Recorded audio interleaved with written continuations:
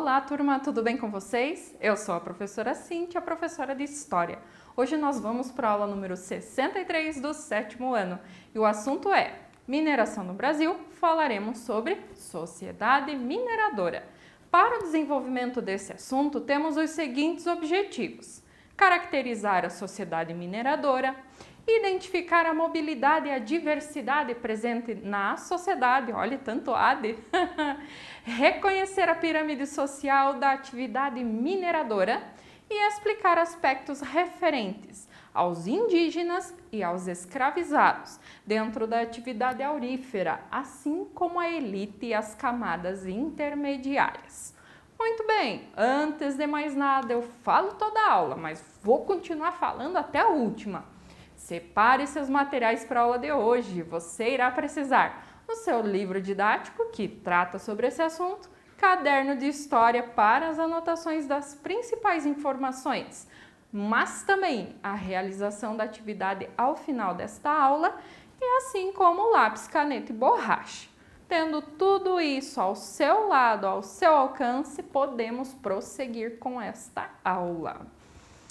Sobre a população mineradora. A maioria absoluta da população mineira ou mineradora era composta por escravizados e pessoas livres e pobres, que pouco ou nada usufruíam das riquezas do ouro. Até a questão da mineração era uma possibilidade de enriquecer, mas no fim tornava-se muito difícil. Ao longo do tempo, o comércio e as atividades artesanais foram ganhando importância. No caso, alfaiates, costureiras, sapateiros, latoeiros, celeiros, entre outros prestadores de serviços. Muitas dessas atividades eram feitas por negros livres ou escravizados.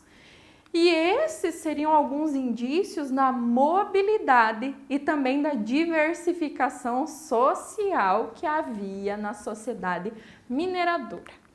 Sobre a sociedade mineradora, eu poderia dividir ela em três partes. Proprietários das grandes lavras e contratadores, que seriam o topo, a elite dessa pirâmide social, geralmente de origem portuguesa, são aqueles que mais conquistavam dinheiro, riqueza com a extração do ouro. Sociedade ou a classe intermediária, nós temos ex-escravos, brancos, pobres, pequenos comerciantes, faiscadores, que são aqueles trabalhadores livres que trabalham para si, os roceiros, artesãos e profissionais liberais. E na base da pirâmide, maior parte da população, os escravizados. Vamos caracterizar então cada um desses grupos, porém antes vamos compreender um pouquinho, entender melhor como estava a situação dos indígenas que viviam nas minas. Os grupos que habitavam a região eram do Botocudo, Mascali, Puri, Caiapó, entre outros, tá? A descoberta das primeiras lavras de ouro e a fundação das vilas fizeram com que muitos grupos indígenas fossem para o interior da colônia, porque muitas aldeias elas estavam próximas às jazidas de ouro, então eles acabaram perdendo sua casa, sua morada. Esses povos tentaram resistir ao avanço da atividade mineradora, promovendo o quê? Ataques contra os povoados estabelecidos na região e também ataques contra as bandeiras que cada vez mais adentravam o sertão das minas.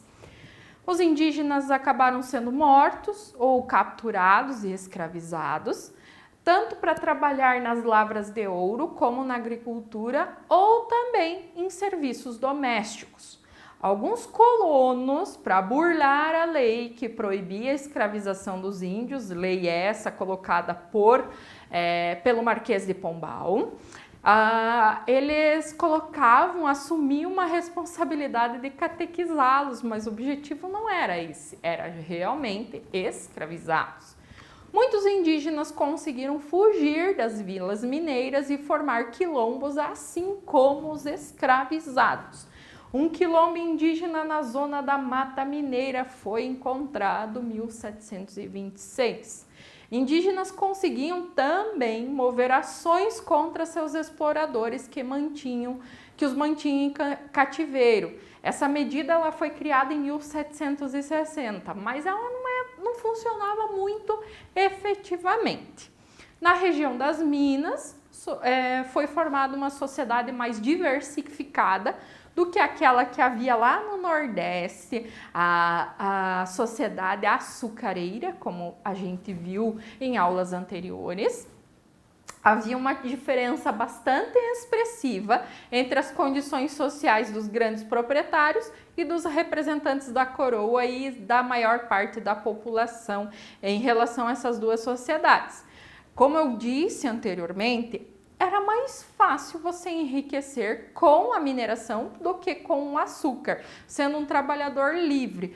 Porém, mesmo assim, tinha muitos impostos, essa pressão por parte do Estado dificultava um pouco. Só que se pensar que para a produção açucareira precisava de um grande latifúndio, várias pessoas para trabalhar, uma estrutura gigantesca que era o engenho, então dá para você entender um pouquinho dessa diferença.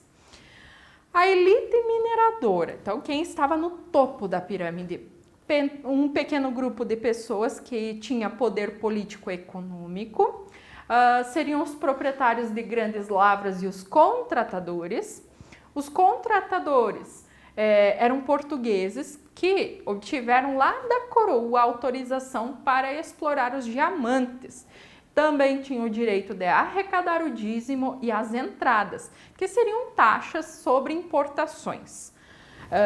Altos cargos da administração portuguesa ficavam justamente nas mãos da elite portuguesa. Havia os grandes comerciantes, que eram donos de imensas fortunas, que haviam enriquecido com o comércio de gado e de produtos manufaturados. A camada intermediária, não era elite, não era base. Era composta por quem? Faiscadores, trabalhadores livres das faiscações, que eram pequenos pedaços da mina ali para explorar para si próprio, pequenos comerciantes, roceiros, profissionais liberais como médicos e advogados, e haviam também os artesãos e artistas em geral. Os escravizados africanos e seus descendentes, então, compunham a maior parte da sociedade mineira e ficavam na base dessa pirâmide social. Por exemplo, no ano de 1742, uma população com pouco mais de 174 mil pessoas, cerca de 95 mil eram escravizadas. Então, mais da metade era de pessoas escravizadas. Essa era uma camada social que detinha poucos recursos econômicos e não tinha poder político algum. Era formada também esse grupo, essa base dessa pirâmide social, por brancos pobres e ex-escravizados que não tinham nenhuma participação, nenhum envolvimento nas diretrizes, na política da colônia. Então, nesse momento é importante caracterizar um pouquinho mais a situação dos africanos escravizados e também dos libertos. A descoberta de ouro aqui na colônia e também das pedras preciosas fez multiplicar a entrada de escravizados africanos. Entre o final do século XVII e o final do século seguinte, o século XVIII, mais de 2 milhões de escravizados africanos entraram nos portos brasileiros, o triplo de todos os anos anteriores somados, para vocês terem uma ideia. Como é que era o dia a dia desses escravizados? Era um dia a dia bastante duro, cansativo. Eles ficavam longas horas em pé, extraindo, com os pés na água, retirando o ouro do leito dos rios. Tinha a questão do ouro de aluvião, por exemplo, que a gente falou em outra aula.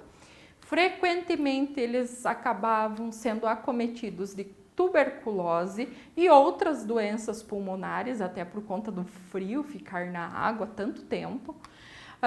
Nas galerias que eram subterrâneas, estavam sujeitos também à asfixia, né, a falta de ar ali no ambiente e também ao risco de soterramento. Isso era comum. Haviam os escravos de ganho. Quem seriam eles? Eles viviam nas regiões mais urbanizadas, eram autorizados pelos senhores a exercer atividades que eram remuneradas, ou seja, eram pagas, especialmente no pequeno comércio. O dinheiro que eles ganhavam com esse trabalho, eles pagavam ao senhor uma parte, tá? Uma quantia que já era estipulada inicialmente, e eles ficavam com excedente. Com o passar do tempo, eles juntavam esse dinheiro com o propósito de comprar a sua alforria, a sua carta de liberdade. As negras quitandeiras é que constituíam um caso comum desse tipo de escravizado, aquele que recebe o escravo de ganho. Alforria. Para alguns historiadores, essa possibilidade de conquistar a alforria, ou seja, a liberdade, na realidade era um mecanismo de controle social. Por quê? Era uma forma de evitar levantes. Afinal, os proprietários vinham com essa promessa da alforria, e então eles criavam condições para conviver em relativa segurança com a maior parte ali dos oprimidos, porque eles sabem, poxa vida, ele está me pagando, ele vai me dar essa carta de alforria, então vamos ficar aqui em paz. Podia ser pior, eu poderia estar lá nas fazendas de açúcar sem receber nada e sem ter a possibilidade de ficar livre. Então, por isso, era um mecanismo de controle social. Porém, os alforriados, eles continuavam carregando o estigma da escravidão e permaneciam excluídos dos campos de poder, ou seja, enfrentando preconceito, racismo, desde aquela época que continua até hoje, e a gente precisa lutar contra isso. Nós estudamos história para entender que fazem parte das nossas raízes enquanto povo brasileiro. Então, esse preconceito, esse pré-conceito, né? Esse racismo não vale, não funciona, somos todos iguais, devemos ter os mesmos direitos. Na próxima aula, iremos identificar o cotidiano, como era o dia a dia das cidades mineiras ou cidades mineradoras. Agora vocês devem fazer atividade com o intuito de revisar todo o assunto dessa aula, mas também fixar algumas informações que serão pré-requisitos para o entendimento de próximos assuntos. Bons estudos a todos, até a próxima aula, um abraço e tchau!